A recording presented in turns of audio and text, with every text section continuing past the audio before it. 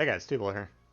Today I got to look at a Mogami game I played a couple nights ago. I do want to say thanks to everyone who showed up for the stream yesterday. That was a lot of fun.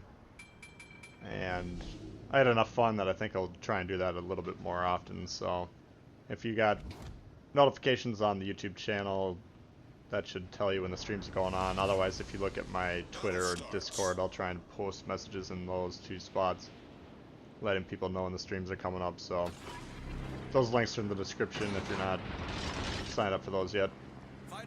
And I'm building up a backlog of the German ships footage to put some videos, so that's going to be fairly heavily focused on those ships, at least till we get through probably the tier 4 through 7, so look forward to that. But this Mogami game, I thought there's a lot of good cruiser principles in this game that I thought would be worth taking a look at. Now in Haven here, you've heard me talk about there being a strong spawn and a weak spawn.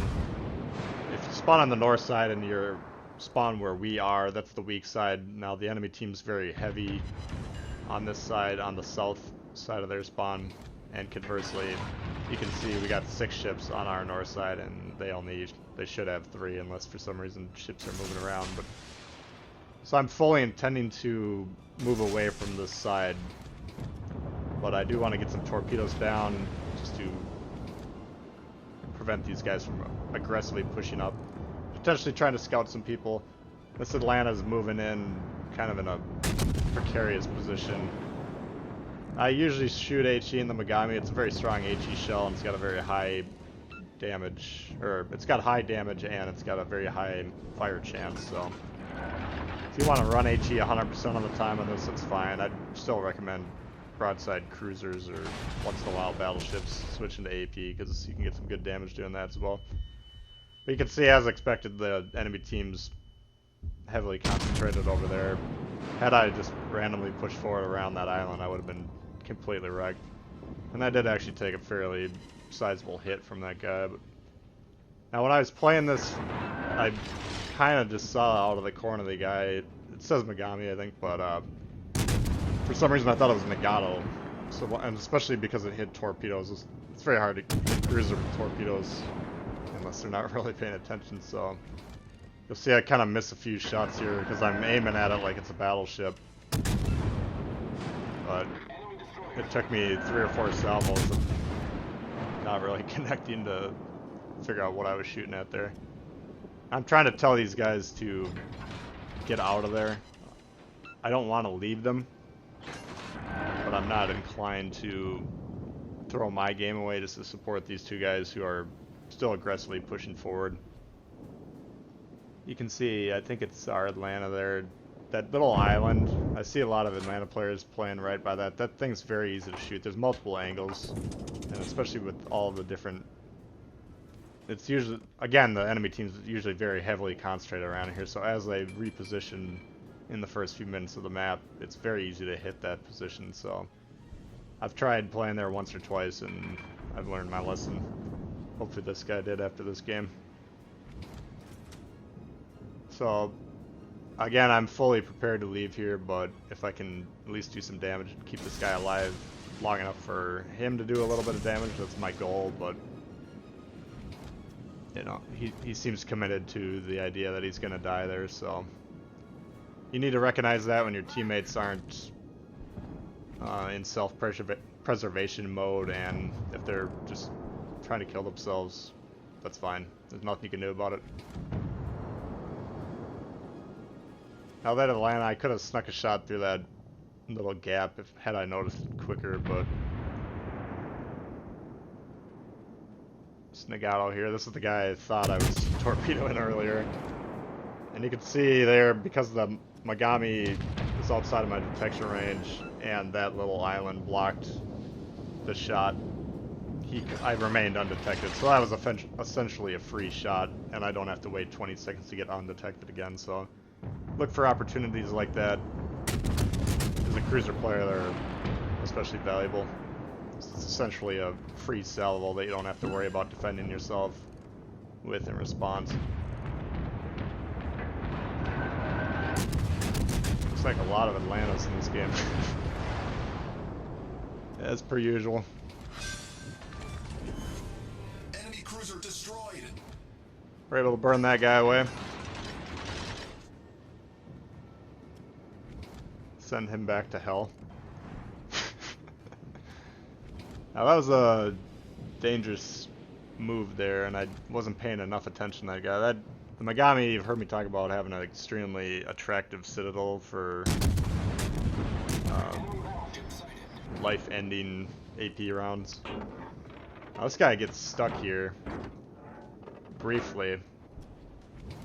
And I was hoping, a lot of times when he gets stuck, he dislodges himself very quickly, but it's hard to accelerate rapidly, so he actually got unstuck and up to speed a lot quicker than I thought he did. He might have popped the speed boost, but that shot was quite a bit behind him.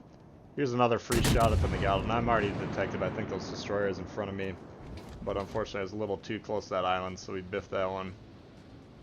But I'm just gonna try and... Now I have the perk on this where it says how many ships are targeting you, which, if you could put that on a cruiser, if you have the option to put that on a cruiser, I would strongly recommend it. But even visually I could tell that if you don't have the perk, you can look at the guns. So that Nagata was aimed at whoever's behind me. So again, these are just free shots. Fighter returning to ship. Man, you know, if there's no threat to you, I mean, you don't really have to be as careful. Now you can see someone is targeting me again. So yeah, that's perk. I mean, it's not as big of a trade-off on this one. I think with Norman Scott, it's a bit of a more of a trade-off, but I would still recommend taking. I can't remember what the perk's called, but it essentially says, like, it usually has two parts. It does something, and then it also tells you how many ships are targeting you. So try that out if you haven't tried it and see how you like it. Now here I'm in kind of destroyer hunter mode. Obviously we're down, looks like a couple ships at this point, but the destroyers are what they have that we don't have, so if we can get rid of those, that would be ideal. But again, this guy's on fire, he's getting fairly low. If I can speed his demise up, that would be ideal for our team. And you can see there, those nice HE shells do set another fire. Now as soon as his secondaries go off, that's a major problem. Again, the Mogami's not built for brawling, and those, the tier 6 and particularly the tier 7 Amagi Japanese battleships, if you get close to them, they can really pump out a lot of damage. And you don't know what commander they have, but they do have a commander that can be spec'd for close range combat, which really boosts the output of those secondaries, so be careful of that. I just kind of inadvertently sailed into him there. Now Sakatsuki's trying to smoke up, obviously. Now I'm in a situation where I got that battleship to the... He was last seen in kind of like the south, a little bit to the west of the map. But you can see I did have shots come in kind of off screen to my right. And then, obviously, yeah, someone's shooting at me that I don't know about, and I wasn't accounting for him until that second salvo came in. But at this point, see, I'm broadside there. Had those landed, that could be very dangerous, but I'm trying to get behind this island here, which would, if I can get in the smoke cloud, that would make me undetected. You can see now I'm undetected because of that destroyer. He's in his cloud, and that ship to my south no longer is line of sight. So that was important to me because I do have both of these ships that potentially could cause a lot of problems. I don't know where this destroyer is in his reload cycle in terms of torpedoes, but you do have to be very careful. So because I have the sonar active here, I'm aware that there's no incoming torpedoes. So now I'm trying to approach his smoke cloud with the sonar still active. That's going to allow me to spot him, and he'll be spotted on my screen and also the other players on my left there that are just kind of in the open seas. But he's low health, I can just take care of him. I wasn't sure of his health. I don't recall had I spotted him or not earlier, but as I was approaching there, I wasn't sure he was that low health, but that was fine. So now we've evened it up 3-3. I got the Somagi here. This thing's potentially very dangerous. Now I do have 2 ships to my north that are kind of in the seas here, and you can see they're capping our base. So one of them is, I believe, going back right now. Yeah, he's going back to play the cap, which is great. A lot of teams, or a lot of times, you'll see players that just don't care about losing. I don't know if they're just too lazy, if they don't have the intellectual capacity to understand that we're about to lose the game if the enemy captures the base. I don't know what the reason is. I find it fairly annoying, but it's nice when you do have teammates that will play the game and try and win. So I'm just going to kite away from this guy. Now, as long as I don't let him stick me square on the broadside, I should be alright. This ship does pretty well when you're steeply angled and you're kiting away. And you can just wait for the incoming shots like that. Now, he's spacing his out, which is a little bit harder to time when you're going to open your angles up and shoot. And you can see he's basically stopped there. The smokestack. There was some smoke coming out of the smokestack, but it was very vertical, so you need to be able to recognize that quickly. Some people always talk about looking at the water. I guess like waves come out of them. I don't. That's not personally something I notice, but that's another clue that you could potentially use. Now, at the time I played this game, I don't think I had any mods on this ship. So I definitely don't have the range booster for the guns. There's 2 mods on the Mogami that you can, or upgrades that you can put on, so the hull and then the range. But unfortunately, not having the range here kind of limits my ability to deal with this guy. But you can see, as I kited away, the detectability dropped off. Now that's very important when you're A, playing cruisers, B, when you're kiting, C, when you're, you know, the list can go on and on. Detectability is an underrated thing. It's something you should always be aware of.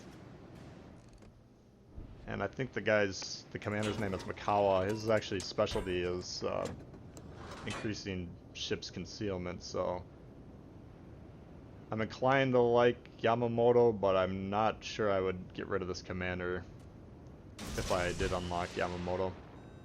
Because the more I play with this guy, the more I like him. And he's only a level 8 right now. I've been saving my XP for Germany, even though I'm probably just going to have the generic German commander for a while, so I don't know why I saved it, but you never know, I might get lucky. But this guy's barely at the edge of my range, but why I'm shooting there, it was important for me to shoot because I don't want that Colorado to think that there's torpedoes coming at him. The longer that a ship sees you near them, if they recognize you have torpedoes, the longer that you are near them and you're not firing your guns, the more likely the thought is going to pop in their head, maybe this guy's got torpedoes in the water. Now if you're in a situation where you can launch the torpedoes at one target and then actually shoot at another one, that's even better, because now they're really thinking, alright, he's not paying attention to me whatsoever. You know, I can just sail straight at the shortest distance to them. And when you have a ship chasing you like this, you gotta kind of in your mind, like, calculate what's the shortest route for this guy. He's probably gonna cut right around the edge of an island, so keep those things in mind. Like, even regardless of where the aim indicator is, like, just kind of keep these player tendencies in your mind, and you'll get some of these torpedo shots. Now there, I checked again with the torpedoes. I don't know what the reload is, because it says, because the ones on the left are not currently fired, it doesn't have the countdown. So that's, I wish it was more obvious how much time there was on the reload. But now that we have these back again, I'm going to try and get them down. And you can see I fired one fairly close to the indicator and then one much more closer to that island, like right around the edge. And that's because I'm predicting that he's going to come around that island and then turn immediately. You know, that's just the tendency of players to, like, turn as close to that. As soon as they get around the island, they'll do a hard turn and proceed with their pursuit course on you. So try shooting those torpedoes right at the edge of the island like that, and I think you'll start seeing some success with that. Now this guy, unfortunately we're getting really long in the tooth when it comes to time, so we weren't able to close this out. But I thought there was a lot of good cruiser play in here, so that's why I want to share this replay. And he could have easily killed me, all he had to do was hit me, but there's a decent chance we could have won this game had we had more time, so I thought it was a pretty good game. If you did like the video, please hit the thumbs up. If you're new to the channel, consider subscribing. Lots more World of Warships coming. Again, we're going to be hitting these Germans hard and potentially fire up another stream here soon, so stay tuned for that. Questions, comments, leave them for me below. I'd love to hear from you guys, and we'll see you later. Alright, peace.